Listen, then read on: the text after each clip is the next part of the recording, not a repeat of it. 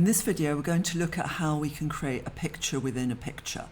First of all, we need to have two tracks. We have to have two clips on two different tracks. So here, by switching the track off, you can see we've got the clip on the top, and then if we switch that off, this is the clip that we're going to have as our background. So we firstly need to select the clip, and then we need to go to Effect Controls, which is usually the tab behind our source monitor, and we need to go to Opacity, because what we're going to do is make a circular picture within picture. We need to click on the Create Ellipse Mask, and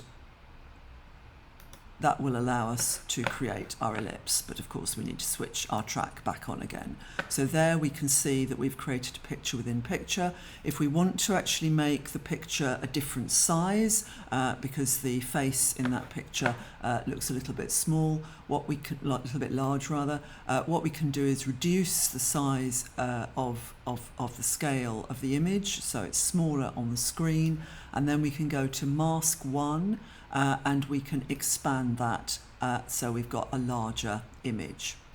We've got to be careful, obviously, that we don't make it too large so that we get the lines from the rectangle of the original image. So I'm going to make that a tiny bit smaller, about that, and then just make it a little bit bigger on the screen.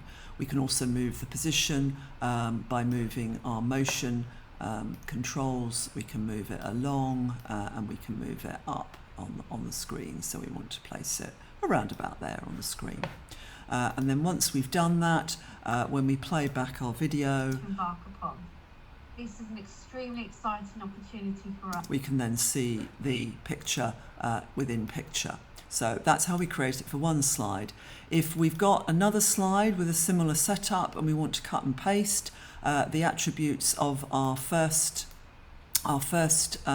edit there with slide 1, we simply click on slide 1, and we can either right click on our mouse to do copy, or we can go up to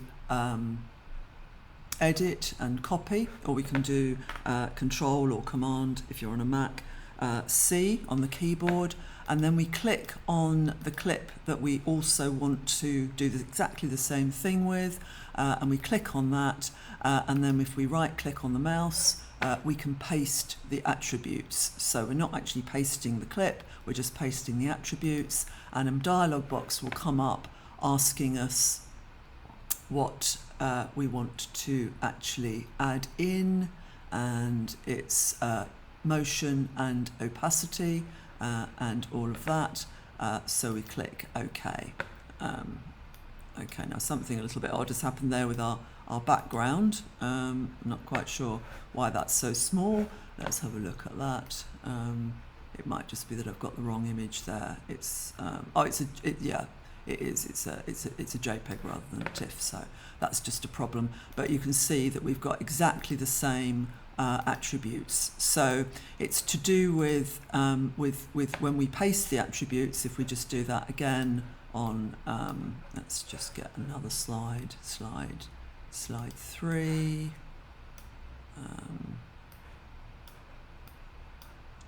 Right, so that's slide 3. Just get rid of that again, and if we've got the video that we're putting in there, so the same thing there, and if we're pasting the attributes onto this particular clip, if we go back and right click to paste attributes, we're seeing we need to make sure that motion and opacity are checked here. If they're not checked, if they're not ticked, we're not going to get the same effects being copied and pasted in. If you've got any other effects like crop or something, that may also be something you want to copy. So if you do have any effects, I haven't put any effects on this clip, but if you had cropped the image beforehand, then you would need to cut and paste those as well. So when I click on OK, we can see exactly the same thing has happened. Okay.